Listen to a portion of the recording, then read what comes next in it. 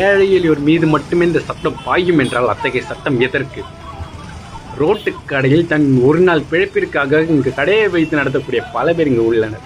அவர்களால் தான் அங்கே டிராஃபிக் ஆகுது, அவங்களால தான் டிஸ்டர்ப் ஆகுது, அவர்களால் தான் மற்ற பப்ளிக்ஸ் எல்லாம் டிஸ்டர்ப் ஆகுதுன்ற அளவுக்கு நீங்கள் சொல்கிறீங்கன்னா, எவ்வளோ பெரிய பெரிய நிறுவனங்கள் தங்களோட விளம்பர போர்டை வந்து கவர்மெண்ட் அகவே பண்ண அந்த இடத்துல வச்சு விளம்பரம் பண்ணிட்டு இருக்காங்க. அதை போய் கேட்கறதுக்கு எந்த கவர்மெண்ட் நாத்தி இருக்கு? அந்த கடையை வச்சு பொழப்பு நடத்தி அவங்க வாழ்க்கையை பார்த்துட்டு இருக்கா அவங்க. அந்த தூக்கிட்டு போய் குப்பை வண்டியில் போடுறீங்க, அவங்க பின்னாடி கெஞ்சிட்டு போறாங்க. அத்தகைய கஷ்டம். அந்த வண்டியை நீங்க சாதனமா தூக்கி அள்ளி போடுறீங்க. அதை வச்சு அவங்க செய்யும் தொழிலை தெய்வம் என்று சொல்லக்கூடிய தமிழ்நாட்டில் அதை கொஞ்சம் கூட மதிக்காம ஒரு குப்பை அள்ளி போடக்கூடிய வண்டியில தூக்கி போட்டும் போறீங்க அந்த கடையை.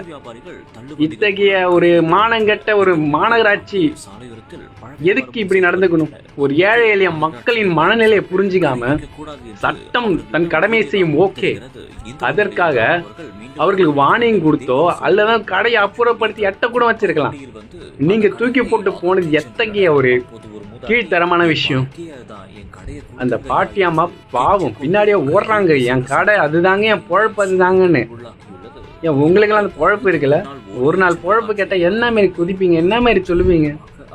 தினக்கூலி தன்னை தினமும் சம்பாரிச்சு தன் சொந்த காலில் நிற்கிறாங்க. யாரையும் போய் பிச்சை எடுக்கல. அவங்க தன் சொந்த கையால் சொந்தமாக சம்பாரித்து வாழுறாங்க. இந்தமாரி வேலைலாம் செய்யாதீங்க. மக்களுக்கு நல்லதை பண்ணணும்னு நினைங்க. Thank you so much.